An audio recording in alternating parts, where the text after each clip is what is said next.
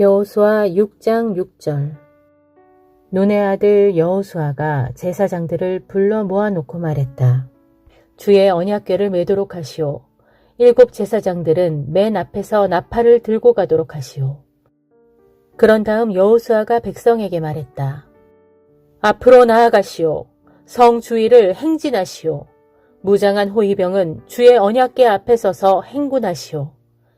여호수아가 말을 마치자 7 제사장이 주의 나팔을 불면서 여리고 성 주위를 행진하기 시작했고 그 뒤를 주의 언약궤가 따랐다. 무장한 호위병들은 나팔을 부는 제사장들보다 앞서갔고 언약궤 뒤에는 후방 수비대가 따라갔다. 행군하는 동안 계속하여 나팔 소리가 울려 퍼졌다. 여호수아가 또 백성들에게 명령을 내렸다. 함성을 지르지 마시오. 목소리를 높이지도 마시오. 내가 함성을 지르라고 할 때까지는 한마디도 하지 마시오. 내가 함성을 지르라고 하면 그때 일제히 함성을 지르도록 하시오. 이처럼 여호수아는 그날에 주의 언약궤를 메고 성을 한 바퀴 돌게 하였다. 그런 다음 백성들은 진영으로 돌아가 그날 밤을 그곳에서 보냈다. 이튿날 아침 여호수아는 일찍 일어났고 제사장들은 주의 언약궤를 맸다. 7 제사장은 주의 언약궤 앞에서 각자 나팔을 불면서 행진했고 그들 앞에는 무장한 용사들이 호위를 하면서 나아갔다. 주의 언약궤 뒤로는 후방 수비대가 따라갔다. 행군하는 내내 나팔 소리가 울려 퍼졌다. 이렇게 둘째 날에도 그들은 성을 한 바퀴 행군한 다음 진영으로 돌아왔다. 그들은 엿새 동안 똑같이 이렇게 했다. 1회째 되는 날 그들은 동이 틀 무렵 자리에서 일어나 예전과 마찬가지로 성 주위를 돌았다. 특별히 그날만은 7 바퀴를 돌았다. 7번째 바퀴를 돌 때 제사장들이 나팔을 부는 가운데 여호수아가 백성들에게 명령을 내렸다. 모두 함성을 지르시오. 오늘은 주께서 여러분에게 이 성을 주신 날이오. 이 성과 이 성 안에 있는 모든 것들이 주께 다 바쳐질 것이오. 다만 기생 라합과 그녀의 집안에 있는 사람들은 모두 살려주시오. 그 여인은 우리가 보낸 정탐꾼들을 숨겨주었소. 주께 바쳐진 것들 중 어느 것 하나라도 손을 댔다가는 멸망을 면치 못할 것이니 절대로 손을 대지 않도록 하시오. 그것들 중 어떤 것이라도 몰래 갖게 되면 이스라엘 진영 전체가 파멸을 당할 수 있으니 절대로 문제를 일으킬 생각을 하지 마시오. 은과 금, 청동이나 철로 만들어진 그릇은 주께 바쳐질 성스러운 것이므로 주의 창고에 보관하도록 하시오. 마침내 제사장들이 뿌 하고 나팔을 불자 이스라엘 백성들이 일제히 와 하고 함성을 질렀다. 사람들이 큰 소리로 함성을 외치자 성벽이 와르르 무너져 내렸다. 이스라엘 사람들은 모두가 일제히 앞으로 내달려가서 그 성을 차지했다. 그들은 성 안에 있는 남자들과 여자들, 젊은이와 노인, 소와 양과 나귀 등 살아있는 모든 것들을 칼로 쳐 죽여서 주께 제물로 바쳤다. 여호수아는 그 땅을 정탐하러 갔던 2 사람에게 말했다. 그 기생의 집으로 가서 여러분이 맹세한 대로 그 여인과 그 집안에 속한 모든 사람들을 다 데리고 나오도록 하시오. 정탐하러 갔던 2 젊은이들은 라합의 집으로 가서 그녀와 그녀의 부모 형제들은 물론 그녀의 집안에 딸린 식솔들을 모두 데리고 나왔다. 그들은 그녀의 식구들을 모두 데리고 나와서 이스라엘 진영의 바깥에 있는 한 장소에 머물게 했다. 이스라엘 사람들은 그 성읍과 그 안에 있는 것들을 모두 불에 태웠다. 그러나 은과 금, 청동과 철로 만든 그릇은 주의 집 창고에 넣어두었다.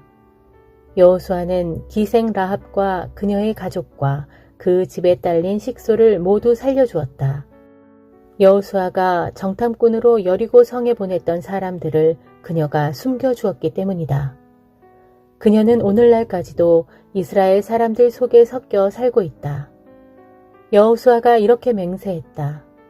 누구든지 이 여리고 성을 재건하겠다고 나서는 자는 주께 저주를 받을 것이다. 이 성의 기초를 놓는 자는 맏아들을 잃을 것이고 성문을 세우는 자는 막내 아들을 잃을 것이다. 주께서 여호수아와 함께하였으므로 그의 명성이 온 세상에 자자했다. 시편 135편. 할렐루야, 주의 이름을 찬양하여라. 주의 모든 종들아, 소리 높여 주를 찬양하여라. 주의 성전에서 우리 하나님의 집들에서 주를 섬기는 자들아, 주님은 선하시니 주를 찬양하여라. 주님의 이름은 아름다우니 주의 이름을 찬양하여라. 주께서는 야곱을 택하시어 자신의 소유로 삼으셨고 이스라엘을 택하시어 자신의 보물로 삼으셨도다. 내가 분명히 아오니 주는 진실로 위대하시고 우리 주님은 온 세상의 어떤 신들보다도 더욱 위대하신 분이시다. 주께서는 뜻하시고 기뻐하시는 일은 무엇이든 다 이루시도다. 하늘에서도 땅에서도 바다에서도 깊은 물속에서도 어디에서나 언제든지 원하시는 일이라면 다 이루시도다. 주께서는 땅끝에서 안개를 일으키시고 비를 내리시려고 번개를 보내시며 하늘 창고에서 바람을 이끌어내시는 분이시다. 또 주께서는 옛적에 이집트에서 사람이든 짐승이든 가리지 않고 처음 태어난 마지들을 모두 죽이셨도다. 너 이집트야, 그때에 주께서 너희 한가운데에서 기적을 일으키시고 놀라운 일을 행하셔서 파라오와 그의 모든 신하들을 벌하지 않았느냐. 또 주께서는 이스라엘을 위해 문 나라들을 치시고 힘센 왕들을 죽이셨으니 아모리 왕 시온, 바산 왕 옥, 그리고 가나안 땅의 모든 왕들을 다 쳐서 죽이셨도다. 그런뒤 주께서는 그 땅을 이스라엘에게 주셨으니 곧 자기 백성인 이스라엘에게 유산으로 주셨도다. 오 주여, 주님의 이름은 영원토록 빛날 것입니다. 오 주여, 주님에 대한 기억은 대대로 영원히 이어질 것입니다. 진실로 주께서는 자기 백성을 변호해 주시고 자기 종들에게 자비를 베풀어 주시는 분이십니다. 뭇 이방 나라의 사람들이 섬기는 우상들이야 고작 은이나 금에 불과할 뿐 전부 사람의 손으로 만든 것에 지나지 않으니 입이 있어도 말 한마디 하지 못하고 눈이 있어도 아무것도 보지 못하며 귀가 있어도 전혀 듣지 못하고 그 입으로 숨조차도 쉴 수 없도다. 그러므로 우상을 만든 자들도 그것과 같고 우상을 섬기는 자들도 그것과 다를 것이 무엇이랴. 오 이스라엘 집아, 주를 찬양하여라. 아론의 집아, 주를 찬양하여라. 레위 가문아, 주를 찬양하여라. 주를 경외하는 너희 모든 자들아, 주를 찬양하여라. 너희는 시온에서 곧 주님 계시는 예루살렘에서 주를 찬양하여라. 할렐루야. 시편 136편. 주께 감사하여라. 그분은 선하시고 그분의 인자하심은 영원하도다. 모든 신들의 신이신 하나님께 감사하여라. 그분의 인자하심은 영원하도다. 모든 주들의 주이신 주께 감사하여라. 그분의 인자하심은 영원하도다. 홀로 위대한 기적을 베푸신 주께 감사하여라. 그분의 인자하심은 영원하도다. 지혜로 하늘을 지으신 주께 감사하여라. 그분의 인자하심은 영원하도다. 물 위에 땅을 두루 펼쳐놓으신 주께 감사하여라. 그분의 인자하심은 영원하도다. 큰 빛들을 지으신 주께 감사하여라. 그분의 인자하심은 영원하도다. 낮을 다스리도록 해를 지으신 주께 감사하여라. 그분의 인자하심은 영원하도다. 밤을 다스리도록 달과 별들을 지으신 주께 감사하여라. 그분의 인자하심은 영원하도다. 이집트에 처음 태어난 것들을 모두 치신 주께 감사하여라. 그분의 인자하심은 영원하도다. 이스라엘을 이집트에서 이끌어내신 주께 감사하여라. 그분의 인자하심은 영원하도다. 강한 손과 펴신 팔로 이스라엘을 이끌어내신 주께 감사하여라. 그분의 인자하심은 영원하도다. 홍해를 두 동강으로 쫙 갈라놓으신 주께 감사하여라. 그분의 인자하심은 영원하도다. 홍해 한가운데로 이스라엘을 지나가게 하신 주께 감사하여라. 그분의 인자하심은 영원하도다. 파라오와 그의 군대를 집어 홍해의 깊은 물속에 던져 넣으신 주께 감사하여라. 그분의 인자하심은 영원하도다. 자기 백성을 거친 광야에서 인도해 주신 주께 감사하여라. 그분의 인자하심은 영원하도다. 크고 강한 뭇 왕들을 물리치신 주께 감사하여라. 그분의 인자하심은 영원하도다. 힘세고 유명한 뭇 왕들을 죽이신 주께 감사하여라.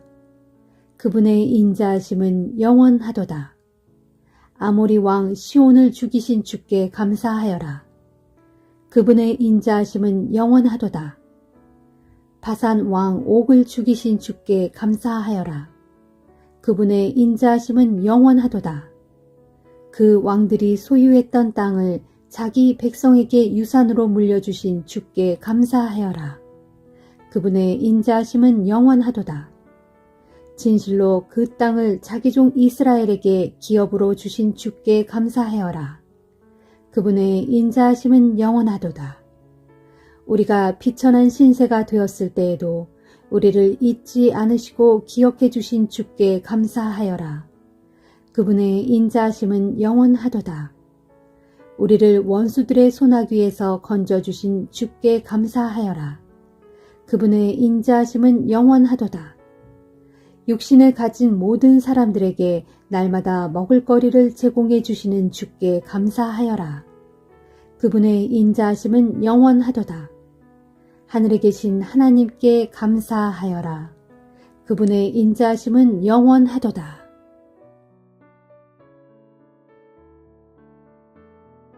이사야 66장. 주께서 말씀하신다. 하늘은 나의 보좌요, 땅은 나의 발판이다. 그런데 너희가 어디에다 나를 위한 집을 짓겠다는 것이냐? 너희가 나의 안식처를 어디에다 마련한단 말이냐?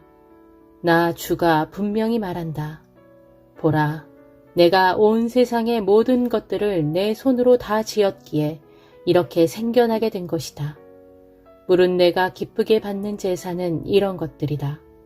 곧 겸손한 자의 가난한 마음, 울며 회개하는 자의 상한 영혼, 그리고 내 말을 두렵게 여기고 기꺼이 따르는 자의 순종, 바로 이런 것들을 내가 진정 원하고 돌아본다. 그러나 내가 싫어하는 제사는 이러하니 곧 나를 떠나 제멋대로 제 길을 쫓아 살아가는 자들과 가증한 죄악을 즐겨 행하는 자들이 드리는 제사다. 그런 자들이 내게 드리는 제사는 소를 잡아서 바쳐도 그것은 살인을 저지르는 것과 다름이 없고, 어린 양을 잡아서 바쳐도 그것은 개의 목을 꺾는 것과 다름이 없으며, 부어드리는 예물을 바쳐도 그것은 돼지의 피를 붓는 것과 다름이 없고, 내 앞에서 향을 피워도 그것은 우상을 찬양하는 것과 다름이 없다. 그러므로 나도 그들에게 내릴 혹독한 형벌을 고르고 택하여 그들이 정말로 무서워하는 재앙을 그들 위에 내릴 것이다. 그것은 내가 부르고 또 불러도 아무도 대답하는 자가 없었고, 내가 경고하고 또 경고했어도 아무도 귀 기울여 듣지 않았기 때문이다. 도리어 그들은 나의 눈앞에서 악한 짓만 일삼았고 내가 싫어하는 짓만 골라서 행했다. 그러나 떨리는 마음으로 주의 말씀을 귀담아 듣는 자들아, 너희는 주의 말씀을 들어라. 너희를 미워하는 너희 형제들은 너희가 나를 찾고 내 이름을 부른다고 해서 너희를 비웃고 따돌리며 말하기를, 주께 영광을 드러내 보이라고 어디 한번 부탁해 보아라. 그래서 그로 인해 너희가 기뻐하는 꼴 좀 구경하자 하고 빈정거리지만 그들이 도리어 큰 수치를 당할 것이다. 너희 주를 경외하는 자들아, 예루살렘 도성에서 울려나오는 저 우렁찬 목소리를 들어보아라. 성전에서도 그 목소리가 들리는구나. 그 목소리는 주께서 자기 대적들에게 저들의 악한 행위대로 갚아주시느라고 내는 목소리이다.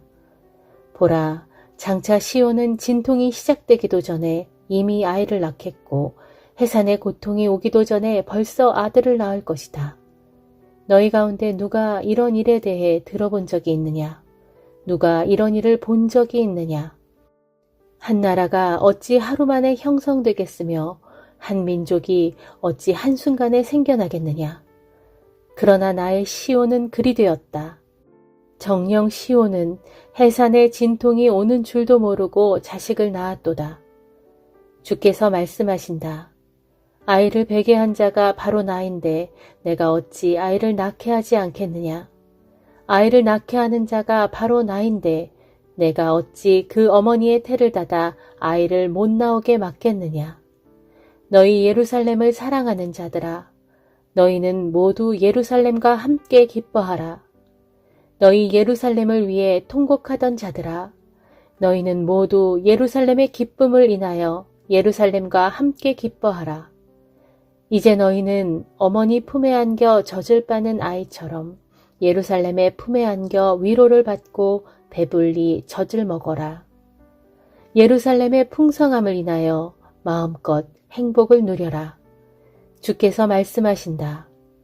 보라, 장차 그날에 내가 예루살렘의 평화를 강물같이 흐르게 하고 온 세상 문 나라의 부귀 영화가 마를 줄 모르는 시냇물처럼 그리로 흘러 들어가게 하겠다.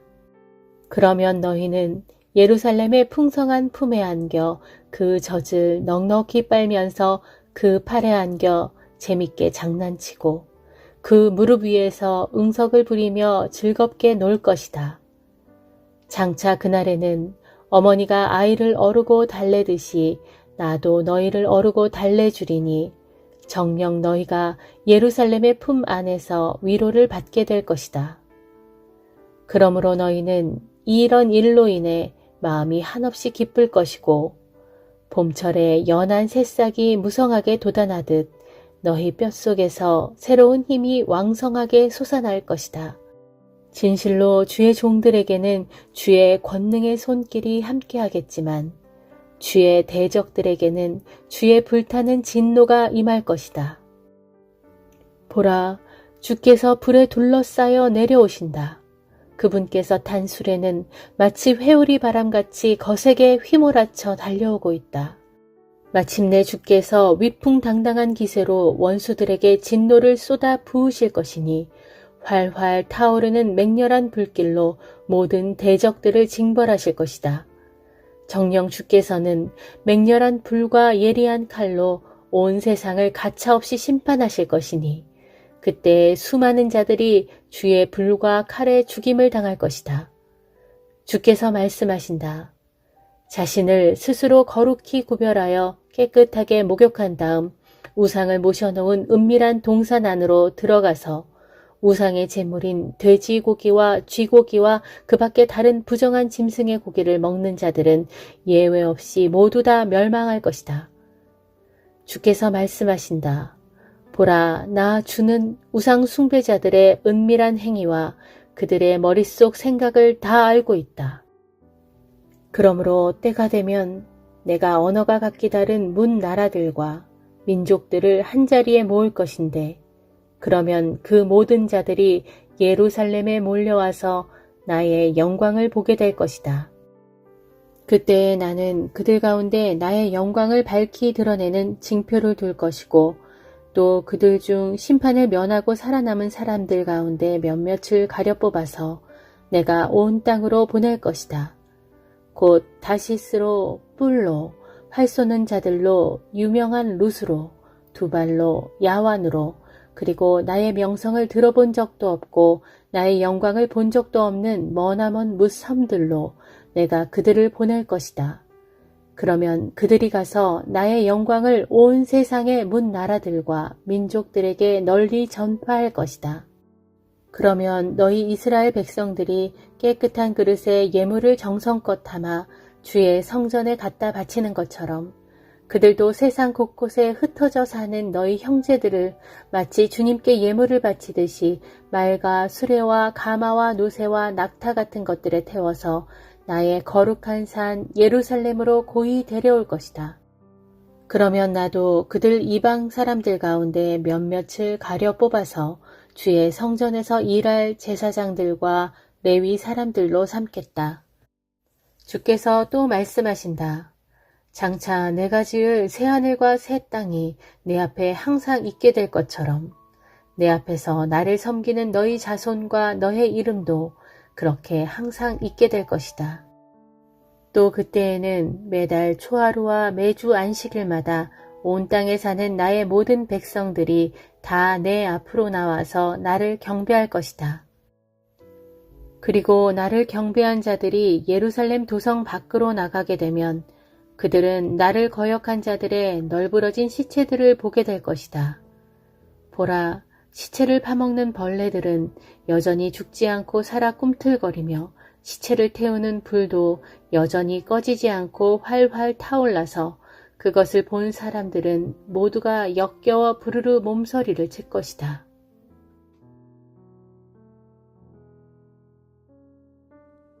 마태복음 14장.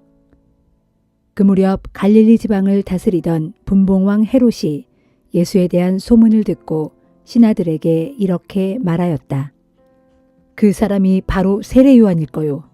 죽었다가 다시 살아난 것이 틀림없소. 그러기에 그런 기적을 행할 수 있는 게 아니겠소? 일찍이 헤롯은 자기 이복 동생인 빌립의 아내 헤로디아를 빼앗아 데리고 살고 있었는데 아내 헤로디아의 요구에 응하여 세례 요한을 감옥에 가둔 일이 있었다. 그것은 세례 요한이 헤롯에게 헤로디아를 빼앗은 일은 옳지 않다고 누차 지적했기 때문이었다. 그래서 화가 난 헤롯은 세례 요한을 죽이려고 했지만 세례 요한을 예언자로 믿고 있는 민중이 폭동이라도 일으킬까 두려워하여 그를 죽이지 못하고 있었다. 그런데 헤롯의 생일에 헤로디아의 딸이 손님들 앞에서 춤을 추어 헤롯을 매우 기쁘게 해주었다. 그러자 흥이 난 헤롯은 모인 손님들 앞에서 딸에게 무엇이든 원하는 것을 다 들어주겠노라고 맹세하였다. 그때 그 소녀는 어머니 헤로디아가 시키는 대로 세례 요한의 머리를 쟁반에 담아달라고 헤롯 왕에게 요구하였다. 헤롯은 무척 괴로웠지만 많은 손님들 앞에서 자기가 한 맹세로 인해 소녀의 청대로 하라고 신하들에게 명령을 내렸다. 결국 세례 요한은 감옥에서 목이 잘렸고 그의 머리는 쟁반에 담겨 소녀에게 건네졌다. 그러자 소녀는 그것을 자기 어머니 헤로디아에게 갖다 주었다. 이후 세례 요한의 제자들이 스승의 시체를 거두어 장사한 뒤에 예수께 가서 그 일을 알렸다. 그 소식을 들으시고 예수께서는 그곳을 떠나 배를 타고 혼자 외딴 곳으로 물러나 계셨다. 그런데 그 소문을 들은 사람들이 예수를 뒤따라왔다. 예수께서 배에서 내리셨을 때는 이미 많은 사람들이 기다리고 있었다. 이를 보신 예수께서는 그들을 측은히 여겨 병든 사람들을 일일이 고쳐주셨다. 저녁 때가 되자 제자들이 와서 예수께 말하였다. 선생님, 이곳은 외딴 곳이고 날도 이미 저물었습니다. 이제는 사람들을 보내어 각자 마을로 가서 자신들이 먹을 것을 사 먹게 하는 것이 좋겠습니다. 그러나 예수께서 제자들에게 말씀하셨다. 아니다, 그럴 필요 없다. 너희가 그들에게 먹을 것을 갖다 주어라. 그러자 제자들이 의아해서 되물었다. 지금 무슨 말씀을 하시는 것입니까? 저희에게는 빵 5덩어리와 물고기 2마리밖에는 아무것도 없습니다. 예수께서 제자들에게 말씀하셨다. 그것을 이리로 가져오너라. 그리고 예수께서는 사람들을 모두 풀밭에 앉게 하신 후 빵 5덩어리와 물고기 2마리를 손에 들고 하늘을 우러러 감사 기도를 드렸다. 그런 다음 빵을 떼어 제자들에게 주시니 제자들이 그 빵을 사람들에게 나누어 주었다. 그렇게 해서 사람들이 모두 배불리 먹었다. 그런 뒤에 남은 빵 조각을 주워 모았더니 12 광주리에 가득 찼다. 먹은 사람들은 여자와 어린아이들을 빼고도 남자만 좋기 5,000명가량이나 되었다. 그 후 예수께서는 제자들을 재촉하여 배를 타고 먼저 갈릴리 호수 건너편으로 건너가게 하신 다음 사람들을 집으로 돌려보내셨다. 그리고는 기도를 드리려고 홀로 산으로 올라가셨다. 밤이 되자 물결이 사납게 일었고 제자들은 바다 위에서 큰 어려움을 겪고 있었다. 이른 새벽녘에 예수께서는 물 위를 걸어서 제자들에게 오셨다. 제자들은 예수께서 물 위를 걸어오시는 것을 보고는 겁에 질려 소리쳤다. 유령이다! 예수께서 즉시 제자들을 안심시키셨다. 나다, 두려워하지 말아라. 그러자 베드로가 예수께 말하였다. 주님, 정말 주님이시라면 저더러 물 위로 걸어오라고 하십시오. 그래, 걸어오너라. 주님이 말씀하셨다. 베드로는 배에서 내려 예수를 향해 물 위를 걸어갔다. 그러나 도중에 물결이 높이 일자 베드로는 갑자기 두려움을 느꼈고 그러자 그만 물속으로 빠지고 말았다. 베드로는 소리쳤다. 살려주십시오, 주님! 예수께서 즉시 손을 내밀어 베드로를 붙드시며 말씀하셨다. 믿음이 적은 자여, 왜 의심하였느냐? 예수께서 베드로를 배에 오르게 하자마자 사납게 불던 바람이 즉시 잔잔해졌다. 배 안에 있던 제자들이 예수께 절하며 말했다. 주님, 주님은 참으로 하나님의 아들이십니다. 예수님 일행은 갈릴리 호수를 건너 게네사렛 지방에 이르렀다. 그곳 사람들이 예수를 알아보고는 근방에 두루 사람을 보내어 병자들을 예수께 데리고 왔다. 그러고는 예수님의 옷자락이라도 만지게 해달라고 간청하였다. 그리고 예수의 옷자락을 만진 사람들은 모두 병이 나았다.